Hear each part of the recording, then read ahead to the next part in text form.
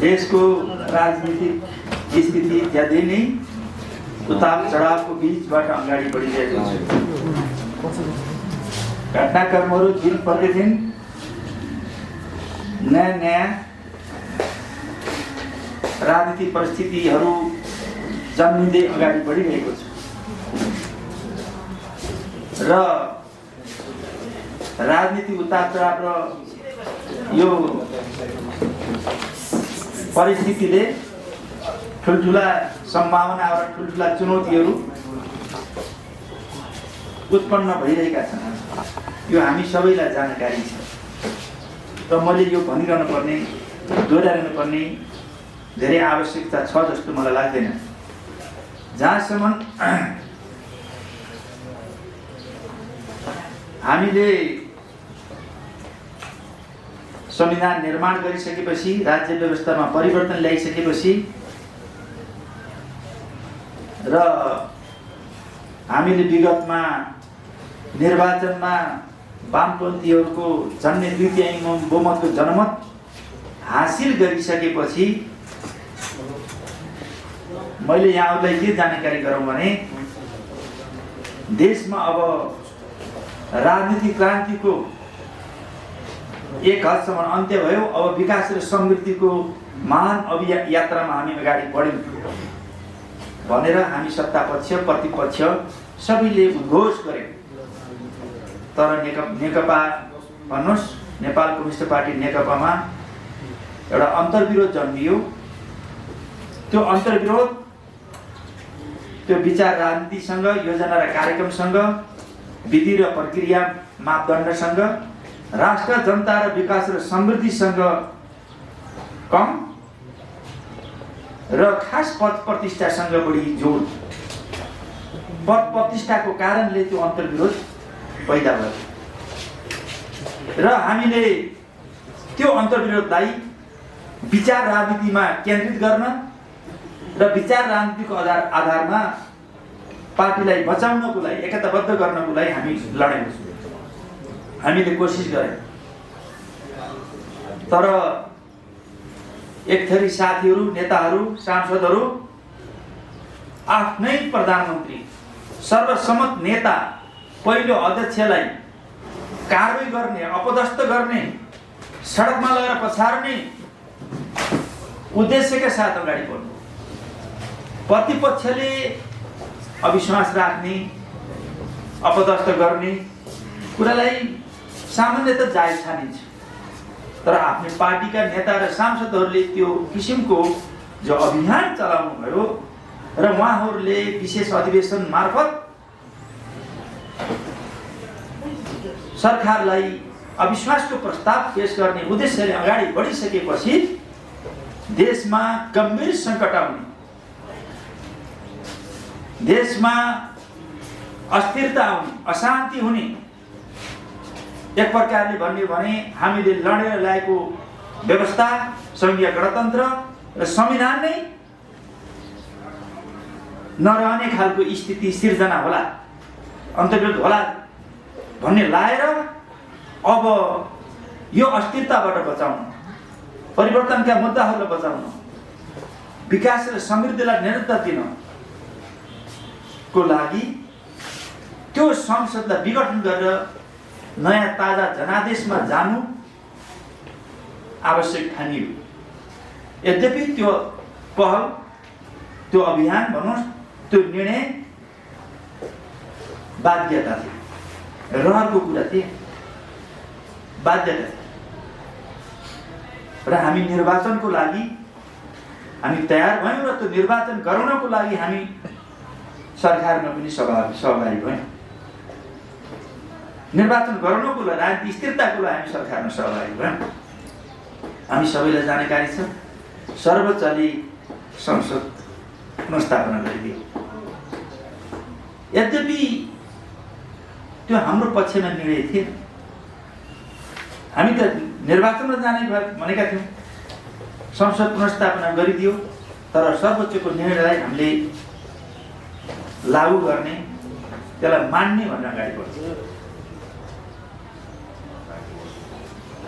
र दोस्रो फेरि कटेलजीको चाहिँ नि मुद्दा अनुसार नेपाल कम्युनिस्ट पार्टीको लागि उहाँले आफ्नो भएको दावा गरेर मुद्दामा जानुभयो। त्यो मुद्दामा पनि हामीले हार्यौँ। एक प्रकारले भन्ने हो भने संसद विघटन गर्ने भन्ने हाम्रो निर्णयमा पनि हामीले हार्यौँ र पार्टी नेपाल कम्युनिस्ट पार्टी नेकपाको विषयमा पनि हामीले हार्यौँ त्यो मुद्दामा पनि। तर हार्दै पनि सर्वोच्चको निर्णयलाई दुवै निर्णयलाई हामीले सम्मान गर्ने र कार्यान्वयन गर्ने इमानदारीपूर्वक कार्यान्वयन गर्ने भनेर हामी अगाडि बढ्यौँ। अब देशमा अहिले नयाँ परिस्थिति सिर्जना भएको छ। यी दुवै प्रकारका मुद्दा हामीले हारिसकेपछि नयाँ परिस्थिति सिर्जना भएको छ। हामी दोस्रो मुद्दामा हामीले हारिसकेपछि सर्वोच्चले नेपाल कम्युनिस्ट पार्टी कटेलजीलाई जिम्मा लगाएको छ। उहाँले जित्नु भएको छ र नेपाल कम्युनिस्ट पार्टी भनेर एकतामा रहेका नेकपाका सम्पूर्ण नेता कार्यकर्ताहरूलाई पूर्व समूहमा फर्किनको लागि निर्देशित गरिएको छ। यसकारणले हामी नेकपा भइसकेका थियौँ। पूर्व एमाले र पूर्व माओवादी केन्द्र विघटन गरेर नेपाल कम्युनिस्ट पार्टी नेकपा बनाइसकेका थिए। अब पूर्व समूह फर्किनुहोस् भनिसकेपछि हामी त कोही यता कोही उता भइसकेका थियौँ। वैचारिक रूपले हामी बिचमा जब नेपाल कम्युनिस्ट पार्टी भइसक्यौँ र नेपाल कम्युनिस्ट पार्टी भइसकेपछि जुन किसिमको विचारको सङ्घर्ष चलिरहेको थियो, यद्यपि त्यो पद प्रतिष्ठामा केन्द्रित थियो तर त्यो चिन्तन विचारसँग सम्बन्धित थियो। हामीले सबैले भनेका थियौँ, राष्ट्रले भनेको थिए, म दोहोऱ्याएर भन्न चाहन्छु, अब राजनीतिक क्रान्तिको एक असमान अन्त्य र विकास र समृद्धि आर्थिक क्रान्तिको एजेन्डा अगाडि बढ्यो। हामी समाजवादमा पुग्ने लक्ष्य राखेर हामी अगाडि बढ्यौँ भन्यौँ। तर नेकपाको अन्तर्विरोधले कोही सरकारमा कोही सडकमा दुई खेमामा बाँड्यो। हामीले ठान्यौँ कि अब अहिले सडकमा जाने, अहिले ढुङ्गामुढा गर्ने, अहिले राजनीतिक क्रान्ति गर्ने बेला होइन। हाम्रो कार्यदिशा, राजनीतिक कार्यदिशा भनेको विकास र समृद्धि हो, आर्थिक क्रान्ति गर्ने। हामी त्यसमा अडिनुपर्छ भने हामीले केपी शर्मा ओलीजीले शान्ति र स्थिरता, विकास र समृद्धिको एजेन्डालाई बोक्नुभयो। हामी उहाँसित सहकार्य गर्यौँ नेकपा छँदा। अब सर्वोच्च मुद्दा हारिसकेपछि हामी फर्किनु पर्ने स्थिति आयो। फर्किँदाखेरि अब मुख्य गरेर पूर्व समूहमा फर्किने भन्दा पनि विचार के हो, हाम्रो कार्यदिशा के हो? शान्ति र स्थिरता, विकास र समृद्धि, आर्थिक क्रान्ति, समाजवादमा पुग्ने बाटो भनेको केपी शर्मा ओलीले नेतृत्व गरेको टिमले गरिरहेको थियो। हामी उहाँसित सहकार्य गरेका थियौँ। त्यसकारणले अहिले हामी केपी शर्मा ओली जस्तो छौँ। केपी शर्मा ओलीजी फेरि पूर्व एमालेको अध्यक्ष हुनुहुन्थ्यो। पूर्व एमालेको अध्यक्ष भएको कारणले अहिले नेपाल कम्युनिस्ट पार्टी एमाले भन्ने जुन बाध्यतावश भन्नुहोस् सर्वोच्चले गरेको निर्णयलाई कार्यान्वयन गर्ने सन्दर्भमा पछि फर्किनु पर्ने स्थिति आयो। त्यसकारणले अहिले कानुन रूपमा सर्वोच्चको निर्णय कार्यान्वयन गर्नको लागि हामी विचार र राजनीति एजेन्डा, राष्ट्रको एजेन्डा केपी शर्मा ओलीसँग मिलेको हुनाले त्यो नामसित भन्दा पनि विचार र राजनीतिसँग उहाँ हाम्रो सहकार्य भएको हुनाले हामी त्यता छौँ। अहिले कतिपय साथी पूर्व माओवादीमा हुनुहुन्छ र पूर्व माओवादी केन्द्रले अहिले त्यो विचार बोकिरहेको देखिँदैन। यो बिचका गतिविधिहरूबाट त्यो स्पष्ट हुन्छ। त्यसकारणले अब जहाँसम्म यो कानुनी समस्याको कुरा हो, अब हामीहरू यो परिस्थितिबाट गुज्रेर आउँदा अब हाम्रो मन्त्री के हुन्छ त्यही भन्दैछु। मन्त्री के हुन्छ अनि सांसद के हुन्छ भन्ने हामीलाई त्यो चिन्ता छैन। जब सही विचार हुन्छ, सही राजनीति हुन्छ, सही हामीसित योजना हुन्छ, कार्यक्रम हुन्छ भने यो सांसद र मन्त्री त आइरहने चिज हो। जबसम्म हामीसित विचार पनि हुँदैन, राजनीति पनि हुन्न, योजना पनि हुन्न, कार्यक्रम हुँदैन, सही हुँदैन भने यो सांसद त चाहिँ आउँछ जान्छ। तर विचार, राजनीति, योजना र कार्यक्रम सबभन्दा महत्त्वपूर्ण चिज हो। यो कतातिर मन्त्री जान्छ, कतातिर सांसद जान्छ भन्ने कुरा त्यहाँबाट हामीले मूल्याङ्कन गर्न हुँदैन। त्यसको लागि हामीले मुख्य विषय बनाएका छैनौँ। त्यसकारणले यसतिर चाहिँ ऋषिले भनेको कुरामा हामीलाई त्यति चिन्ता छैन, हामी ढुक्क छौँ। मन्त्री पद गयो भने मन्त्री पद ज्यान त जाँदैन, हाम्रो राजनीति जाँदैन। सांसद पद गयो भने त पार्लियामेन्टमा भूमिकै खेल्न पाउनु होइन। अब हामीले बाहिर बसेर त सबै मान्छे सांसद भाषण गर्ने हुन्छ, तर एउटा कुरा बुझ्नुपर्ने जरुरी के छ भनेदेखि जस्तो मेरै विषयमा तपाईँ भन्नुहुन्छ भने म एउटा सांसद, म प्रत्यक्ष निर्वाचनबाट विजय भएर आएको सांसद हुँ र त्यो म 3 पटकसम्म संविधान सभाको 2 पटक र अहिले पछिल्लो चरण गरेर 3 पटक अर्घाखाँचीबाट निर्वाचित सांसद हुँ। माओवादी केन्द्रबाट मैले टिकट लिएको, तर सहकारण एमालेसित गरिएको थियो चुनावी तालमेलमा 27,000 भोट मेरा चाहिँ करिब रद्दसहित 53,000 आएको छ। 50,880 को हाराहारीमा मेरो भोट 75-80 आएको छ त्यारमा भनिसकेपछि त्यसमा 27,000 भोट पुरो एमालेको छ समानुपातिकमा, अनि पूर्व माओवादीको भोट पनि 27,000 छ। त्यसमा 27 दिनु कति भयो? 54,000। 54,000 मेरो रद्द सहित 54,000। सदर भोट 50 करिब 51,000 करिब पनि 3,000 भोट रद्द भएको छ त्यहाँ।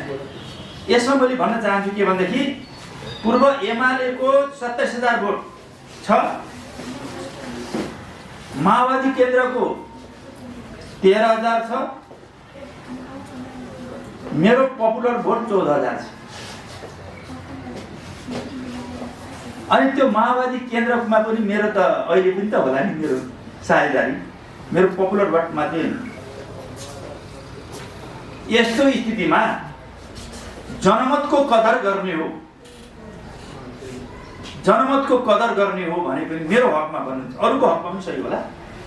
जनमतको कदर गर्ने हो भने यो संसद कानुन रूपले कुनै कारणवश कोही नेताले साथीहरूले हटाइदिनु भयो भने पनि मलाई चिन्ता छैन, उहाँहरूले सोच्न पर्ने स्थिति छ। मन्त्रीज्यू, तपाईँलाई चाहिँ आज त्यसो भए पूर्व माओवादी केन्द्रको नेता भन्दा गर्व छ कि अब एमालेको अहिलेको नेकपा एमाले जसरी अदालतले बिउताइदिएपछि नेकपा एमालेको नेता भन्दा गर्व छ? किनभने तपाईँको यो स्थिति बन्नुमा त हिजो जनयुद्धको भूमिका थियो होला नि होइन? जनयुद्ध भनेपछि हामी त पहिला त चाहिँ म त मसालमा थिएँ,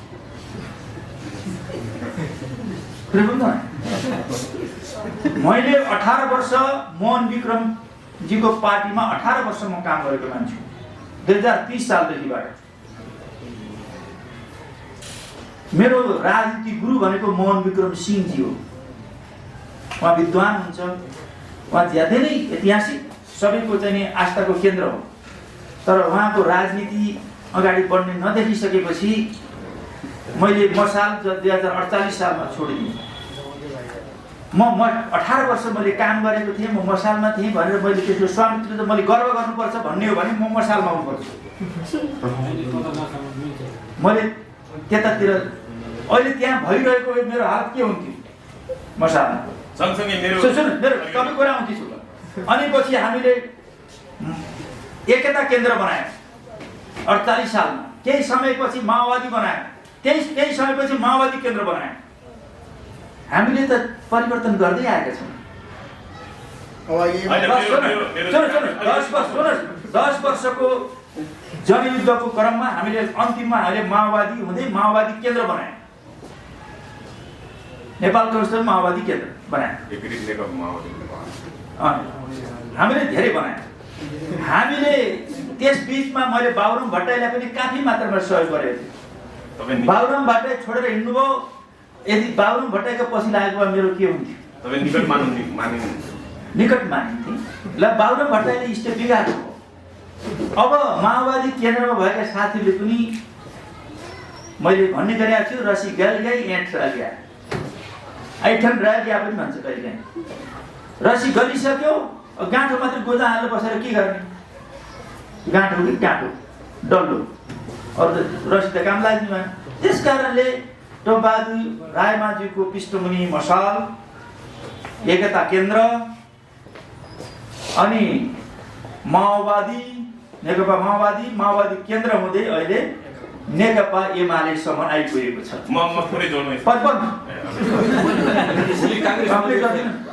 भोलि काङ्ग्रेस हुनु पनि असम्भव छ। त्यो हुँदैन। म कम्युनिस्ट आन्दोलनमा नै कम्युनिस्ट दर्शन विचारमा नै बाट हुने कुरा हो। र मैले भन्न खोजेको कुरा के छ भन्नुहुन्छ भने अरू साथीहरू पनि धेरै परिवर्तन गरेका छन्। धेरै साथीहरू कहिले मोटो सह हुनुभयो, कहिले नेकपा हुनुभयो, कहिले पातलो सह हुनुभयो, त्यसपछि माओवादी हुनुभयो, एकता केन्द्र अरू पनि त्यस्तै गर्नु भएको छ। यो प्रक्रिया पनि हाम्रो चाहिँ केपी शर्मा ओली पनि पहिला झापा विद्रोह हुँदै विभिन्न किसिमका नाम हुँदै यहाँ आइसक्नु भएको छ। यसको मतलब हामीले कम्युनिस्ट छोडेर काङ्ग्रेस हुनुपर्छ, रापरा हुनुपर्छ भन्ने कुरा चाहिँ अर्थ लाग्दैन। कम्युनिस्ट भित्रैका विभिन्न नामहरू बेला मौकामा आवश्यकता अनुसार बदलिँदै जान्छ, परिवर्तन हुँदै जान्छ। र यो पनि फेरि अहिले जुन किसिमको नेकपा एमाले भन्ने चिज छ, हामी के छ भन्नुहुन्छ भने हामी त नेकपा नेपाल कम्युनिस्ट पार्टी भइसकेका छौँ। यो सर्वोच्चको निर्णय मान्न पर्ने स्थितिको कारणले त्यहाँ जान पर्ने थियो। त्यहाँ बुझ्नु? त्यस कारणले यो कहीँ आवश्यकता हुन्छ, कोही बाध्यता हुन्छ, हैन? यो हुन्छ। त्यस कारण माओवादी क्षेत्रमा अहिले तत्काल सम्भावना छैन। यसैमा मैले पनि जोडेँ तपाईँले। सम्भावना छैन। त्यत्रो माधव नेपाल त्यत्रो भन्नाले अब सर्वोच्च अदालतले बिउता दिएपछि पार्टी एकता भन्नाले आन्तरिक पार्टी एकता गरेर जानुपर्नेमा अब अनौपचारिक बैठकबाटै आफ्नो ग्रुपको भेला बोलाएर माधव नेपाललाई साइड लगाइदिनु भयो। अहिले तपाईँहरूलाई समर्थन गरे जस्तो गरेर तपाईँहरू जो माओवादीबाट प्रतिनिधित्व गर्नुहुन्छ उहाँलाई ठुला ठुला पद दिए होलान्, तर भोलिलाई मन पऱ्यो भने फेरि भित्तामै पुर्याइदिनु हुन् कि भन्ने चिन्ता लाग्छै लाग्दैन? कतातिर राजनीतिलाई त्यो चिन्ता लाग्दैन। अरूले बनाइदिएर बन्ने, अहिले चाहिँ हटाएर हट्ने होइन। आफ्नो दृष्टिकोण अनुसार, आफ्नो विचार अनुसार अगाडि बढ्ने कुरा। मैले भनेको थिएँ पार्टी एकता गर्दा जुन बेलामा हामी माओवादीमा थियौँ, हामीले नेपाल कम्युनिस्ट पार्टी नेकपा बनायौँ। पूर्व एमालेसित एकता गर्ने भन्दा मैले के प्रस्ताव राखेको थिएँ भने अब साना साना कुण्टामा, साना साना खोलामा पौडी खेलेर काम लाग्दैन। त्यहाँ पौडी खेल्न सिकिँदैन कि, जहाँ पानीमा डुब्दैन, सानो छ घुँडा यति पनि पानी आउँदैन, त्यसमा के पौडी खेल्न सिक्ने? खेल्ने भने समुद्रमै खेल्ने हो, ठुला नदीमा खेल्ने हो। जो पार हुन्छ अगाडि बढ्छ, जो पौडी खेल्न सक्दैन बग्छ। यो परीक्षाको घडी लिनै पर्ने हुन्छ। हामी जहाँ गएर पनि पौडी खेल पार गर्ने हैसियत राख्नुपर्छ, हिम्मत राख्नुपर्दछ। कसले के गर्ला, कसले हटाइदिएला, आफ्नो क्षमता, योग्यता, इमान्दारिता, इच्छा शक्ति, नेतृत्व गर्ने क्वालिटी, हैसियत भएन भने त जहिले पनि फालिदिन्छ। होइन भनेदेखि तपाईँको चाहिँ यदि राम्रो बिउ छ भने उम्रिन्छ, अगाडि बढ्छ। वर्तमान सरकारको भविष्य के देख्नु भएको छ? यही सरकारले अब आगामी चुनाव गराउँदा यो संसद पुरा कार्यकाल रहेर अथवा के होला? अब तपाईँहरू त विश्वासको मत दिनुपर्ने अवस्था आइसकेको छ, किनभने माओवादी केन्द्रले फिर्ता लिएला केही दिन पछाडि। मैले सुरुमै भनेको छु, अहिले त चाहिँ दुइटै चाहिँ हामीले मुद्दा हारे पनि नकारात्मकमा सकारात्मक हुन्छ। हाम्रो लागि नकारात्मक हो, तर सकारात्मक बदलिने हैसियत राख्नुपर्छ। यो नकारात्मक परिस्थितिलाई, यो हारलाई हामीले जितमा बदल्न सक्छौँ। केही समय पछाडि सरकार ढल्यो भने केही आपत्ति हुँदैन? हर परिस्थितिलाई तयार हुनुपर्ने हुन्छ। हामी यो ठाउँमा आउला भनेका पनि थियौँ, युद्ध गर्दा हामी सही भइएला कि नभइएला भनेको थियो। हामी मन्त्री हुनको लागि, हामी सांसद हुनुलाई त्यतिखेर गर्न। हाम्रै जमानामा, हाम्रै जीवनकालमा हामीले यो देशको राजाको निरङ्कुश व्यवस्था फाल्दैन भन्थ्यो। यदि फाल्यो भने ठिकै छ, फालेन भने पनि अर्को पिँढीलाई, हाम्रो सन्ततिलाई नयाँ बाटो देखाइने, हाम्रो अर्को पिँढीले फाल्नेछ भने। तर सौभाग्यवश हाम्रो जीवनकालमा हामीले 240 वर्षको निरङ्कुश व्यवस्थालाई हामीले ढाल्यौँ। यो सौभाग्य त्यति मात्रै होइन, त्यो व्यवस्थालाई ढाल्ने मात्रै होइन कि अर्को विकास र समृद्धिको लक्ष्य पुरा गर्ने दिशातिर अगाडि बढ्यौँ। एउटा व्यवस्थालाई फाल्यौँ, अर्को व्यवस्था ल्यायौँ, नयाँ संविधान बनायौँ र अब विकास र समृद्धिको एजेन्डामा हामी अगाडि बढ्दैछौँ। र त्यो बेला अब हिजो राजनीतिक क्रान्तिमा अभ्यस्त भएका मानिसहरू, नेताहरू विकास र समृद्धिको एजेन्डामा अहिले धुलमुलाएको के दिमागमा चाहिँ अलिकता चाहिँ विकास र समृद्धिको एजेन्डामा अभ्यस्त नभएको स्थितिबाट गुजिरहेको छ। यसमा एउटा सङ्घर्ष जरुरी थियो। राजनीतिक क्रान्तिमा त हामीले पारङ्गत भयौँ र सफलता हासिल गर्यौँ। विकास र समृद्धिको लागि अर्को यो मोमेन्ट हो, यो अर्को आन्दोलन हो, यो अर्को अन्तर्विरोध हो। अब नयाँ आधारमा नयाँ एकता र नयाँ ध्रुवीकरण विचार र राजनीतिको आधारमा हुन्छ। यसबाट यो टुटफुट विभाजन अन्तर्विरोधबाट डराउने, पछि हट्ने मान्छेले नेतृत्व गर्न सक्दैन र विकास र समृद्धिको नेतृत्व हुँदैन। नकारात्मक भित्र सकारात्मक खोज्नुको मतलब मैले भन्न खोजेको के छ भनेदेखि अब यसबाट हामीले विकास र समृद्धिको एजेन्डा अगाडि बढ्यौँ, नयाँ एजेन्डा अगाडि बढ्यौँ। अब नयाँ प्रकारको ध्रुवीकरण हुन्छ। हिजो हामी कहाँ थियौँ? मसालमा थियौँ कि चौथो महाधिवेशन थियो कि मोटो सभा थियौँ कि पातलो सभा थियौँ कि अथवा माओवादीमा थियौँ कि एमाले? यो होइन। अब त हाम्रो एजेन्डा विकास र समृद्धि हो। नाम के हो छोडिदिनुहोस्। अहिले सबभन्दा पहिले त नेपाल कम्युनिस्ट पार्टी थियो, यसलाई परिमार्जित र परिष्कृत गर्दै गर्दै यहाँ आइसक्यो। हामी त्यही घोचो समातेर बसेनौँ। हामीले आफूलाई पनि परिमार्जित र परिष्कृत गर्दै जानुपर्ने हुन्छ। यही ठाउँमा मात्र पुरानै विचारले, पुरानै योजनाले, पुरानै कार्यक्रमले, पुरानै लक्ष्यले हाम्रा अहिलेका आवश्यकता पुरा हुँदैन। दुईटा प्रश्न सुन्दै काशी जाने कुतीको बाटो हिँडेर हुँदैन, काशी जानु पर्नेछ, कुतीको बाटो हिँडेर काशी पुगिँदैन। त्यस कारणले काम कुरो एकातिर, कुम्लो ठिमीतिर विकास र समृद्धिको एजेन्डा छ। अनि पछि हामी अर्कै जाने विचार लिएर हुँदैन। त्यही अनुसारको लक्ष्य, उद्देश्य, कार्यक्रम, राजनीति सबै निर्माण गर्न जरुरी छ। यहाँले केही दिन अगाडि कमरेड प्रचण्डलाई प्रश्न गर्नु भएको थियो। ल पुरा एमालेको बैठकले अब केही मान्छेलाई हिजो विभिन्न ठाउँमा जिम्मेवारी दिएको छ। अब तपाईँसँगै पार्टी प्रवेश गरेका मान्छेले पनि ठाउँमा पाएका छन्, तपाईँले पाउनु भएको छैन के? तपाईँ कमजोर भएर हो कि एक? अर्को कुरा तपाईँले अब सांसद गरे पनि जाओस्, मन्त्री नजाओस् भनेर मन्त्री खाना मात्र गएको भनेका छन्। एउटा कुरा तपाईँ जनताले धेरै आलोचना गरे मन्त्रीलाई छोडिदिन्छु म, केटी बेला सहयोग मात्र गएर पछि पर्छु भन्नुहुन्छ भन्नु। अर्को कुरा एमाले धेरै विवाद भइरहेको छ। अब सरकार सङ्कटमा परिरहेको छ भने जसोबाट एउटा गुटलाई चाहिँ लिएर चाहिँ सरकार बनाउने भन्ने तपाईँको तयारी सुनेको छ, त्यो हो कि होइन? अनि सरकार टिकाउनु तपाईँको पार्टीले के गरिरहेको छ तपाईँको?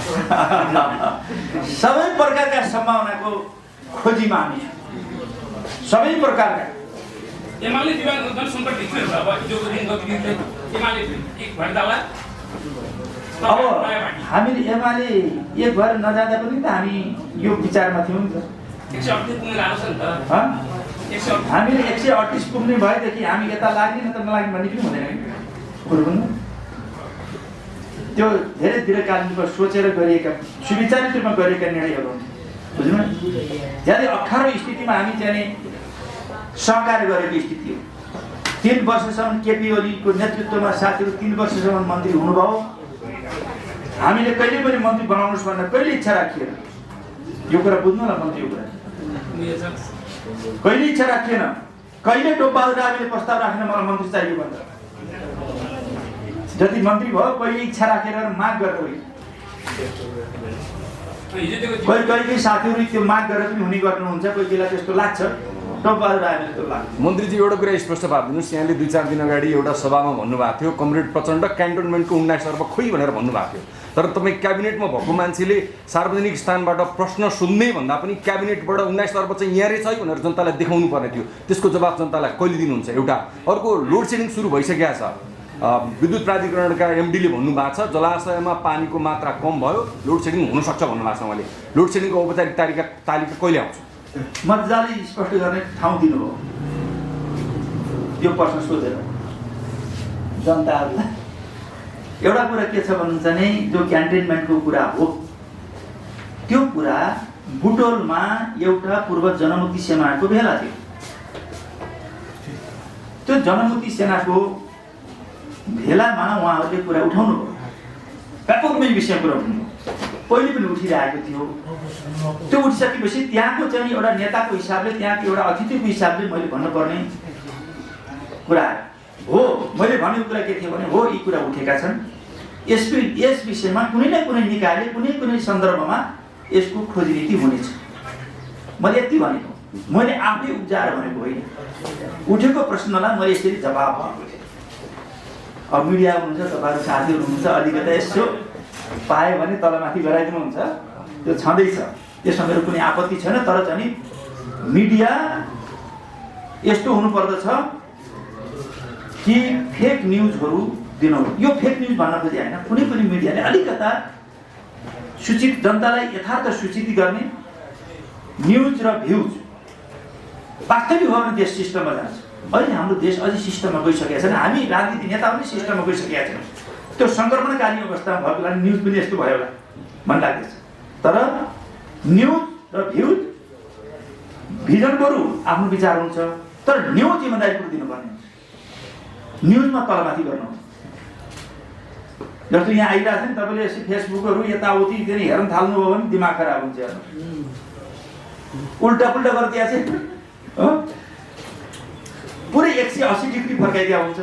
त्यो कुरामा तपाईँहरू जस्ता साथीहरूले अलिकता न्युज चाहिँ इमान्दारीपूर्वक सत्य तथ्यमा आधारित हुनुपर्छ र त्यो बङ्गाएर दिनु हुँदैन। हुन्छ, क्याबिनेटले 19 अर्बको खोजी गर्दैन त्यसो होइन, हामी त्यसको अध्ययनमा छौँ र चाहिँ अब त्यो विभिन्न निकायहरूबाट त्यो खोजनीति होला, प्रश्न उठेको छ, त्यसको औचित्य र आवश्यकताको आधारमा त्यसलाई अगाडि बढ्छ होला। जहाँसम्म अर्को प्रश्न तपाईँले उठ्नु भएको थियो लोड सेडिङको कुरा। टोपबहादुर रायमाझी 2072 सालमा पनि ऊर्जा मन्त्रालयमा थिएन। तपाईँहरू जस्ता साथीहरू हुनुहुन्छ, सायद सबैलाई मैले आरोप लाउँदैन, कहिले साथीहरूले यस्तो पनि गरिदिनु भयो। अहिले पछिल्लो छ, यति बेला आयो टोपबहादुर रायमाझीले 18 घन्टा लोड सेडिङ बनाएको मान्छे हुन् भने होइन। मैले 18 घन्टा लोड सेडिङ बनाउने मान्छे को म? जुन बेलामा म ऊर्जा मन्त्री भएको थिएँ 18 घन्टा लोड सेडिङ थियो, मैले बनाएको थिएन, वैद्युतिक थियो, त्यति भन्न सक्नु भएन। टोपबहादुर रायमाझीले 18 घन्टा लोड सेडिङ बनाएको व्यक्तिमा त्यो 18 घन्टा लोड सेडिङ बनाएको भएको अवस्थामा म ऊर्जा मन्त्रालयमा छिरेको थिएँ। जुन बेलामा विनाशकारी भूकम्प गएको थियो, त्यो भूकम्पले देश तहस नहस भएको थियो। राहत, उद्धार र पुनर्निर्माणका कामहरू त्यतिकै जिम्मेवारीपूर्ण तरिकाले गर्नुपर्छ। 18 त्यही बेलामा नाकाबन्दी थियो, नाकाबन्दीको सामना गर्नुपर्ने। त्यस्तो बेलामा 18 घन्टा लोड सेडिङ, 3टा सङ्कट थिए, भूकम्प, विनाशकारी भूकम्प, नाकाबन्दी, लोड सेडिङ, यो 3टा सङ्कट थिए। जुन बेलामा मन्त्रालयमा गएको थिएँ 72 सालमा, त्यो देखिसकेपछि यो लोड सेडिङ कसरी मुक्त गर्ने भन्ने मैले एउटा कार्यदल बनाएँ। लोड सेडिङ मुक्त गर्ने कार्यदल बनाएँ, कार्ययोजना बनाइयो। 79 बुँदा, त्यो पढ्नु होला, टोपबहादुर रायमाझीको नेतृत्व बनाए 79 बुँदा कार्यदल। जो कसैले पनि त्यो कार्यदल, त्यो चाहिँ 79 बुँदा चाहिँ त्यो मास्टर प्लानलाई कसैले अस्वीकार गर्दैन कि त्यसैले लोड सेडिङ मुक्त गर्नको लागि त्यसले आधारभूतको रूपमा काम गर्यो भनेका छन्।